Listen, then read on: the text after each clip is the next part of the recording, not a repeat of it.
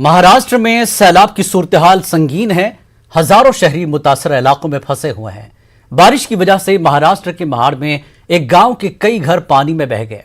72 लोग लापता हैं। रायगढ़ और रत्नागिरी के कई इलाके सैलाब से मुतासर हैं।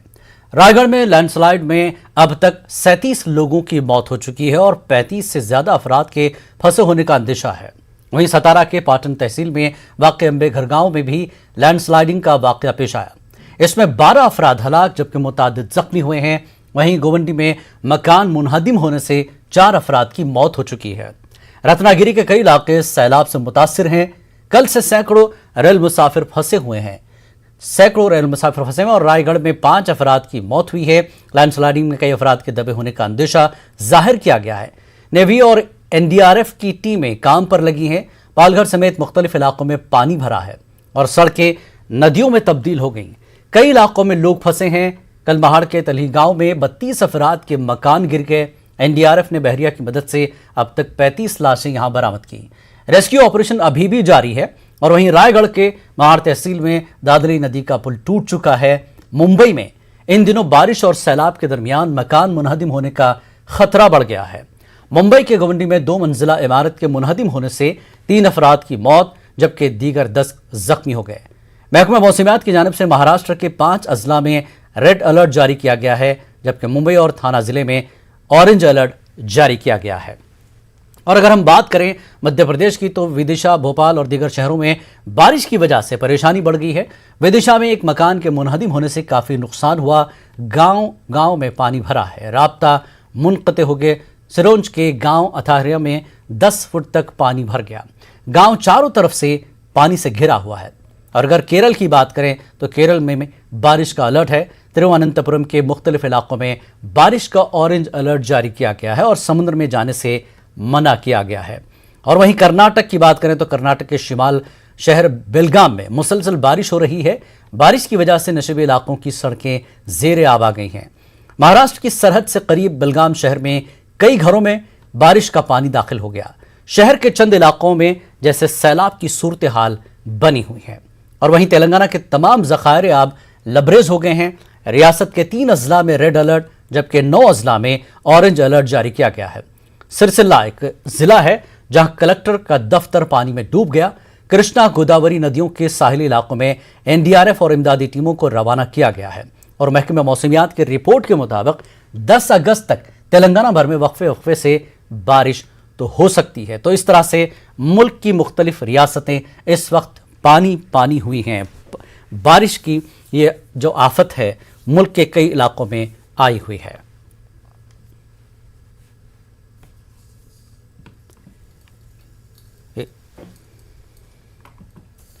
ये तस्वीरों में आप देख सकते हैं मुख्तलिफ रियासत के मुख्तलिफ शहरों की ये तस्वीरें हैं जहां पर घरों में पानी दाखिल हो गया है। कहीं पुल डूबा हुआ है, हाईवे जाम है, कहीं पर खासकर महाराष्ट्र में इस वक्त बहुत बुरी हालत है। महाराष्ट्र की जो तस्वीरें हैं कि कई शहर इस वक्त डूबे हुए हैं महाराष्ट्र के। और जिस तरह से अमवात हुई हैं उसमें 72 लोग, कहीं महाड़ के गांव में पानी में पूरा गांव बह गया है। 72 लोग लापता हुए हैं। रायगढ़ और रत्नागिरी के इलाके जैसा कि सैलाब से मुतासर हैं। और रायगढ़ में जिस तरह से खबर आई कि 37 लोगों की वहां पर लैंडस्लाइडिंग में मौत हो चुकी है और 35 से ज्यादा अफराद फंसे हुए हैं।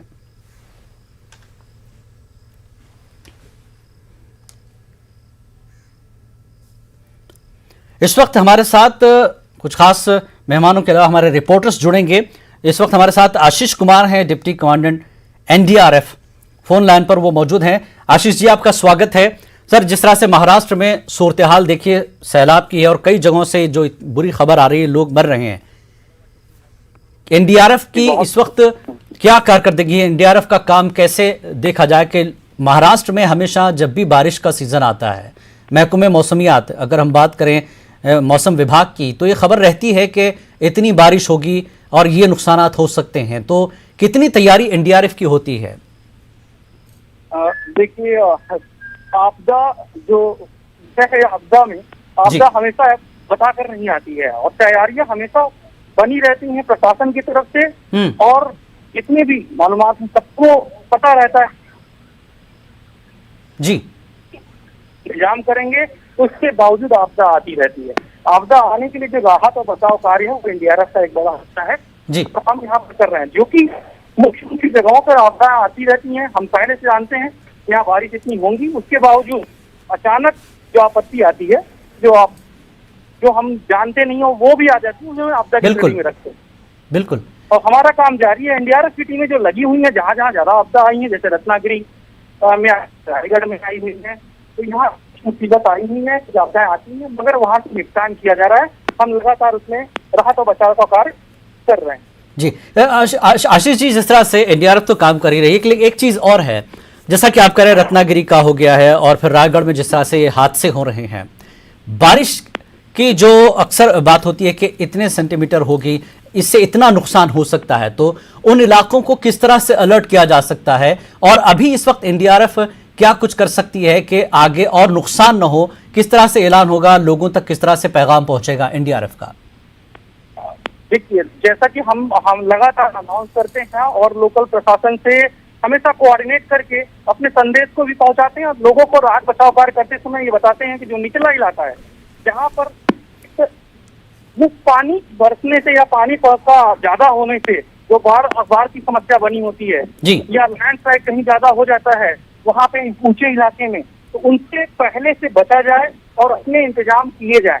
जैसे कि लो लेवल एरिया में जब भी पानी जमा हो तो आप ऊंचे एरिया में चले जाएं। जी। लोकल प्रशासन को कि भाई बचने के लिए आप बोट की व्यवस्था वहाँ पे पहले से हो, डीप डाइविंग से पहले से हो, कुछ इम्प्रोवाइज्ड इक्विपमेंट बनाए जाएं, जिस तरीके से बम्बू से कुछ बनाया जाए या लोकल रिसोर्सेज यूज किए जाए, तो उसकी भी हम कहीं ना कहीं अवेयरनेस पहले से ही डू एंड डोंट के रूप में देते रहते हैं जी, ताकि किसी समय ऐसा हो तो वो उससे निपटान कर सकें। जी आशीष जी, जिस तरह से कई लोग चलती ट्रेन है वो ट्रेन में फंसे हुए हैं, अब ट्रेन के जो प्लेटफॉर्म है वहां भी पानी है, ट्रेन तक पानी पहुंच गया है, ऐसे लोगों के लिए कैसी हेल्पलाइन तैयार की जाती है एनडीआरएफ की तरफ से या सरकार की तरफ से, या फिर उन लोगों का बचाव कैसे किया जाए? ट्रेन से उनको स्टेशन तक बाहर लाना है, स्टेशन पे भी पानी है, तो एनडीआरएफ कैसे करती है काम?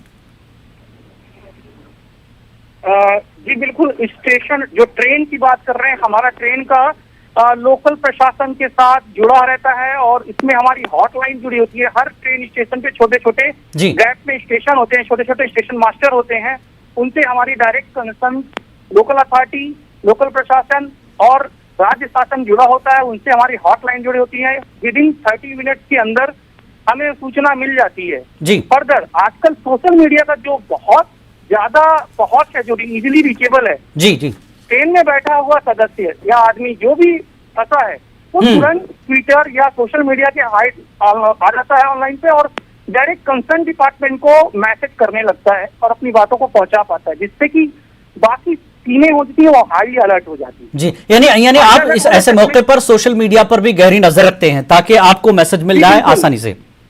Social media, electronic media, print media, because of NDRF का रोल एक हर जो समुदाय है जी जी उस तक पहुंचना और उसको राहत और बचाव कार्य के साथ जोड़ना ताकि उसको महसूस हो सके कि हम सेफ हैं। जी जी, इस वक्त हमारे साथ प्रशांत पांडे हमारे रिपोर्टर भी हैं, वसीम अंसारी हमारे साथ जुड़ चुके हैं। प्रशांत, इस वक्त आप क्या अपडेट देंगे जिस तरह से मुंबई की सूरत हाल है? जैसा कि अभी आशीष जी ने बहुत सी चीजें बताई हैं, रायगढ़ रत्नागिरी में बहुत बुरी हालत है, क्या अपडेट दे रहे हैं आप इस वक्त? जी बिल्कुल, देखिए रायगढ़ की खास तौर पर बात की जाए तो 2 जगहों पर लैंडस्लाइड हुआ है। एक महाड़ के पास जहां पर 38 लोगों की मौत की पुष्टि हो चुकी है। 30 से 35 घर ऐसे थे जहां पर चट्टान गिरा और अभी भी मलबा हटाने का और राहत बचाव का काम चालू है। जिस तरह से एनडीआरएफ की टीम जिस तरह से ये बता रहे थे कि उनकी टीम वहां पर मौजूद है, 4 टीमें और ऑलरेडी वहां पर भेजी गई हैं, लेकिन मलबा गुरुवार रात को जो है घरों पर गिरा हुआ था, इसलिए कई घंटे बीत जाने के बाद जो सर्च ऑपरेशन है बाकी लोगों का, क्योंकि बताया जा रहा है कि 60 से 70 लोग अभी भी वहां पर हो सकते हैं मलबे के नीचे। 38 लोगों की मौत हो चुकी है, 12 लोगों को बाहर निकाला गया है, जहां पर 10 लोगों को अस्पताल में भर्ती कराया गया है, वो क्रिटिकल कंडीशन बता रहे हैं। और दूसरी मैं आपको हादसा बताऊं जो सतारा के आसपास है, वहां पर 10 से 12 घरों पर भी चट्टान जो है सिरक कर गिरा है, वहां पर 12 लोगों की मौतें हो चुकी है।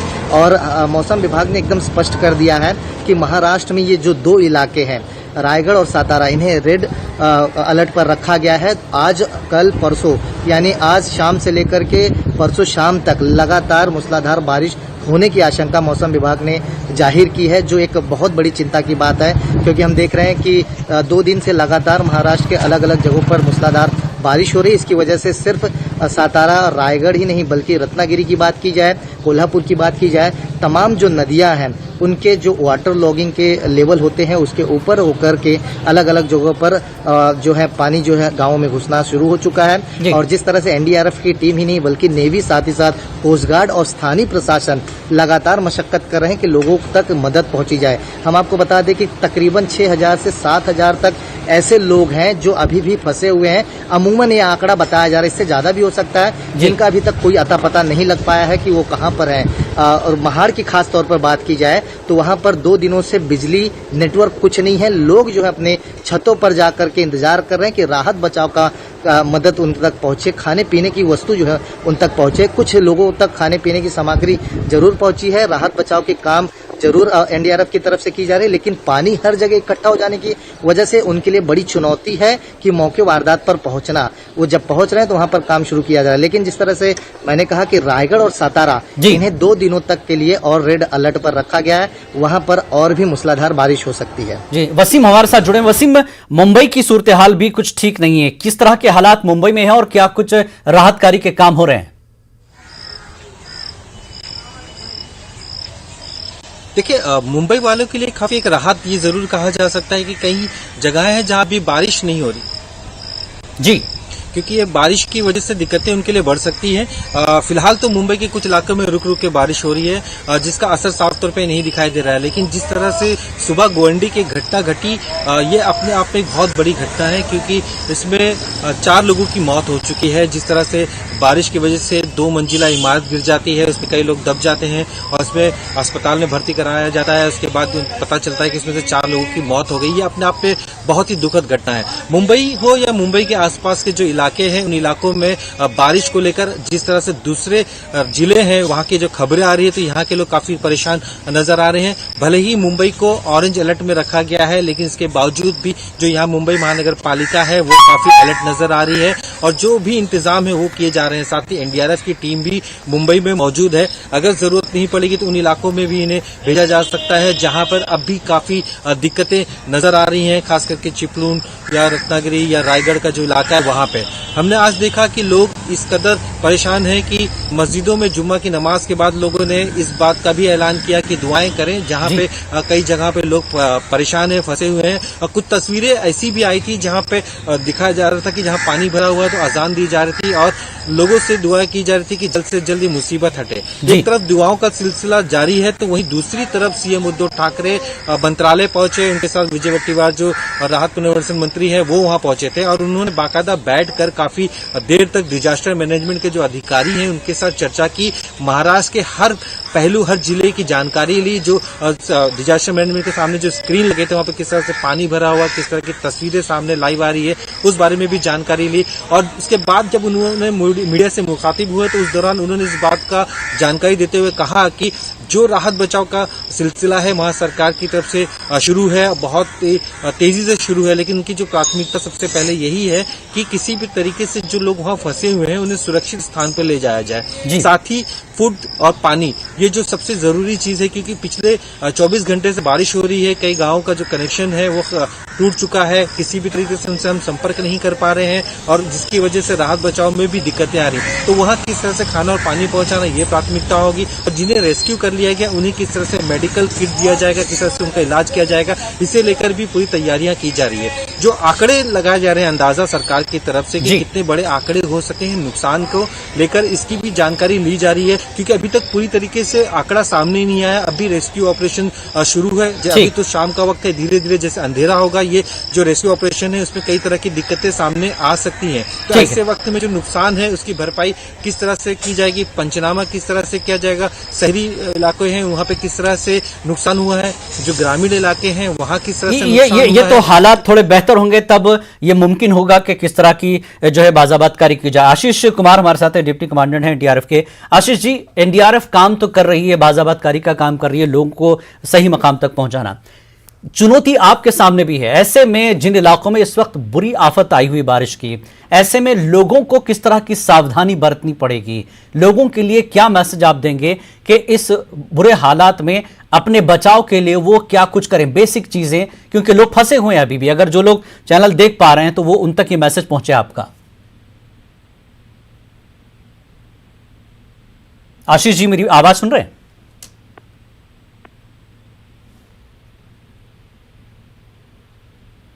हेलो, लगता है मेरी आवाज आशीष जी तक नहीं पहुंच पा रही है। प्रशांत, जिस तरह से बचाव और बाजाबातकारी का काम तो हो रहा है, लेकिन किस तरह की कोई हेल्पलाइन दी गई है? क्योंकि कई लोग ऐसे हैं घर के बाहर फंसे हुए हैं, कुछ लोग हैं जो घरों में बंद हैं, तो लोगों को उनके अपनों की सूचना, उनकी अपनी जानकारी पहुंचाई जाए, तो किसी विभाग ने, महकमे ने क्या हेल्पलाइन दी है? क्या कुछ उनको मदद पहुंचाई जा सकती है? प्रशांत, देखिए, प्रशासन के लिए सबसे बड़ी चुनौती यही है। जिस तरह से मैं बता रहा था कि महाड़ ऐसा इलाका है जहां पर 2 दिनों से बिजली, लाइट नहीं है, नेटवर्क नहीं है। जो लोग जहां फंसे तस के तस वैसे ही फंसे हैं। कुछ लोगों ने रात जो है अपने छतों पर बिताई है बिना कुछ खाए पिए। ये चिपलून और महाड़, ये 2 इलाकों का हालात है। हालांकि उनका सिर्फ संपर्क का एक ही जरिया है, सोशल मीडिया। यानी उनको अगर मीडिया कहीं से दिखा रही है तो वहां पर राहत बचाव के काम जारी हो रहे हैं। अभी तक किसी प्रकार का कोई संपर्क या कोई ऐसा हेल्पलाइन नंबर जो है प्रशासन की तरफ से जारी नहीं किया गया है। लेकिन प्रशासन की तरफ से कोशिश की जा रही है, हेलीकॉप्टर के जरिए सर्च ऑपरेशन किए जा रहे हैं।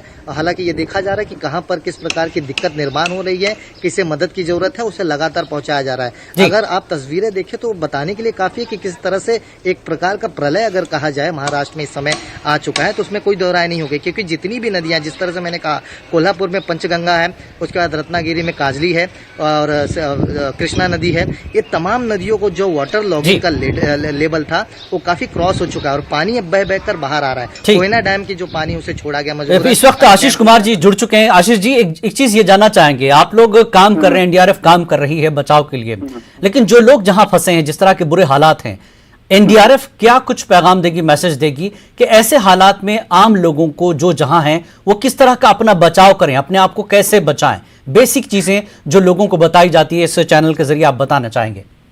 बेसिक चीजें ये है कि अपने घरों, पहली चीज तो घरों में बने रहें और हमें किसी न किसी माध्यम से, चाहे वो चैनल के माध्यम से, जैसे आप चैनल चला रहे हैं, आप संदेश दे रहे हैं, तो वो जुड़े रहें। सोशल मीडिया एक बड़ा प्लेटफॉर्म है, उससे जुड़े रहें। ट्विटर या किसी भी तरीके से सोशल मीडिया से जुड़े रहें। अगर इसके बावजूद उनको लगता है कि वो बाहर आ गए हैं और किसी तरीके से फंस गए हैं, तो जो हम एकदम बेसिक चीजें बताते हैं, जो बारिश में इम्प्रोवाइज अपने घर में जितने भी सामान हैं, जो इम्प्रोवाइज मेथड के द्वारा जोड़ सकते हैं, चाहे वो प्लास्टिक कोई चीजें हो, गैलन हो या टायर ट्यूब हो या फिर कोई ऐसे बोतल हो, जिनके माध्यम से हम बताते हैं कि इम्प्रोवाइज कोई सिस्टम के द्वारा जो हम बना लें, जो अपने शरीर के साथ रखें, तो हमेशा बनाकर रखने से उससे कहीं भी मुसीबत पड़ेगी तो आप वहां से निकल सकते हैं। एक ये। दूसरा ऐसा है कि जो हम बार बार बताते हैं कि कोविड-19 में जितनी दूरी बना के रखें लोगों से और जितनी पहले से इंतजाम करें, मेडिसिन अपने पहले से बनाकर रखें, जब कभी जरूरत पड़े तो उस चीजों को वैसे एक सिस्टम बना लें। तो हमारा पहले ही से कम्युनिटी को अवेयर करने का प्रोग्राम रहता है। जब बाढ़ या किसी तरीके की आपदा नहीं आती तो हम कम्युनिटी को अवेयर करते हैं। जो अवेयरनेस हम उस समय बताते हैं, अगर उसको ध्यान में रखेंगे तो निश्चित रूप से उस समय उनको बहुत राहत मिलेगी। जी सर, एक चीज और जाना, जहां पर लाइट नहीं है, अभी जैसा कि हमारे आशीष ने बताया, वसीम ने बताया कि घरों पर लाइट नहीं है, 2 दिन से राब्ता नहीं हो पा रहा है, बाहर के लोग बाहर हैं, अंदर वाले अंदर हैं, तो जहां पर बिजली नहीं है, बिजली का मतलब ये कि अगर बिजली आती है तो उससे बड़ा नुकसान भी हो सकता है ऐसी हालत में, तो उन लोगों के लिए क्या कुछ बताएं कि बिजली नहीं है, अंधेरा है और पानी कब कहां से पहुंचेगा कोई पता नहीं, तो ऐसी सूरत में वो लोग क्या कर सकते हैं? जी बिल्कुल, इसमें देखिए 2 तरीका है। पहली चीज तो एकदम क्लियर है कि इमीडिएट इसमें तुमको राहत नहीं मिलेगी, 1 दिन 2 दिन जाएगा उसमें। बट हम क्या कर रहे हैं, छोटे छोटे जगहों पर एक स्टेशन बना रहे हैं जिससे उनकी कनेक्टिविटी जुड़ सके। कनेक्टिविटी जुड़ेगी कैसे? जैसे एक उनके बेसिक चीजें, जो मोबाइल को रिचार्ज करके उनको अपनी करेक्ट लोकेशन बात करें और हमारी सोसाइटी से तुरंत जुड़ जाएं या अपने रिश्तेदारों से जुड़ जाएं या ऐसी जगह से जुड़ जाएं जो बैटरी सिस्टम हमारे पास एकदम बेसिक बैटरी सिस्टम होता है, तो हम उसका नोडल प्लेस बनाते हैं और वहां पर जोड़ कैंप लगाते हैं, उसको जोड़ लेते हैं ताकि वो उनको वहां पर बुलाकर उनसे जुड़ पाए और उनके बैटरी को चार्ज कर सकें, या बेसिक जो उनके घर में लाइट, छोटी सी लाइट जल सके, उनकी मोबाइल चार्ज हो सके, बेसिक उनको खाना पहुंचाया जा सके, कोई ड्राई फ्रूट्स दिया जा सके, ड्रिंकिंग वाटर का जो अलग से प्रशासन हमें पहुंचाती है उसको हम सप्लाई कर सके। जितनी हो पाती है उतना हम करने का पूरा प्रयास करते हैं। जी जी, बहुत बहुत शुक्रिया आशीष जी, आपने बहुत अच्छी सूचनाएं दी, बहुत अच्छी जानकारी दी, लोगों तक पहुंचे ताकि लोग अपने आप को बचा सकें। वसीम, वक्त कम है बहुत, अगर मुंबई में जिस तरह के हालात हैं, अभी रुक रुक कर बारिश हो रही है, का मुंबई में 2-3 वाकयात हो भी चुके हैं, आगे मौसम विभाग की क्या जानकारी है? महकमे मौसमियात क्या कुछ कह रहा है आगे के लिए? देखिए, मौसम विभाग की तरफ से जो अलर्ट जारी किया गया है, उन अलर्ट के हिसाब से मुंबई थाना के जो इलाके हैं वो फिलहाल तो ऑरेंज अलर्ट में हैं, लेकिन जो रेड अलर्ट है वो काफ़ी दिक्कतें ला सकती है। उन जिलों की हम बात करें तो कोल्हापुर, सांगली, सतारा, यवतमाल, हिंगोली और महाड़ के जो इलाके हैं यहाँ पे भी अब तक रेड अलर्ट है। कुछ नए इलाके अभी ज्वाइन किए गए हैं खास करके रेड अलर्ट में, जिसमें नांदेड़ है, साथ ही चंद्रपुर का इलाका है, यहाँ पे भी काफी तेज बारिश होने की आशंका जताई जा रही है और यहाँ पे जो नदियां हैं वहाँ पे भी पानी का जो स्तर है ज्यादा बढ़ गया है। इसे देखते हुए जो नजदीक के जो इलाके हैं उन्हें अलर्ट जारी कर दिया गया है और इन्हें कहा गया है कि अगले 48 घंटे काफी अहम होंगे महाराष्ट्र के लिए और महाराष्ट्र सरकार के लिए, क्योंकि काफी दिक्कतों से गुजरना पड़ रहा है लोगों को ऐसे वक्त में। जो 48 घंटे हैं तो बेवजह अपने घरों से बाहर ना निकले। यही वजह है कि कोल्हापुर में एक बड़ा निर्णय लिया गया है कि जो पेट्रोल सप्लाई करते हैं किसी भी तरीके से डीजल और पेट्रोल आम लोगों को नहीं दिया जाएगा। जो इमरजेंसी सर्विस वाले हैं उन्हें ही सिर्फ सप्लाई किया जाएगा ताकि राहत बचाव में किसी तरह की कोई दिक्कत नहीं हो। बेवजह लोगों को डाइवर्ट करने में काफी मैन पावर जाता है और कई वक्त जाते हैं, तो कोई और उस खतरे तक ना पहुंचे इसका भी ख्याल रखा जा रहा है। और साथ ही जो टूरिस्ट प्लेस है वहां पे भी इस तरह से जानकारी दी गई है कि लगातार किसी भी तरह की दिक्कत ना हो, उसका भी इंतजाम किया गया है। क्योंकि अभी वीक एंड में कई लोग जो है वो वहाँ माथेरान है, महाबलेश्वर है, यहाँ पहुंचे हुए थे, वो भी अब तक उनसे भी किसी तरह का रास्ता नहीं हो पा रहा है क्योंकि ये सब पहाड़ी इलाके हैं, वहाँ पे लैंडस्लाइडिंग की वजह से काफी दिक्कतें हो रही हैं। तो कई जो महामार्ग हैं वो बंद हो चुके हैं। बहुत बुरे दौर से महाराष्ट्र गुजरा, कई ऐसे शहर, कई ऐसे इलाके हैं, लैंडस्लाइड कहीं हो रही है, पुराने घर गिर रहे हैं, कई हलाकतें अब तक हो चुकी हैं। आप तीनों का बेहद शुक्रिया, वसीम, प्रशांत आपका भी, और आशीष कुमार जी आपका बेहद शुक्रिया। आपने लोगों को एक अच्छी जानकारी दी और अपने बचाव के तरीके बताए हैं, तो आप तीनों का बेहद शुक्रिया इस पूरे मुद्दे पर बात करने के लिए। तो आम लोगों के लिए मैसेज है कि इस आफत की बारिश में घबराइए नहीं, अपने बचाव के लिए जैसा कि आशीष कुमार ने बताया है वो काम पहले करें और किसी तरह से किसी भी विभाग से, चाहे पुलिस स्टेशन हो या एनडीआरएफ का कोई महकमा हो या किसी सोशल मीडिया के जरिए आप लोग जुड़ने की जरूर कोशिश करें ताकि आप बचे रहें। आदाब।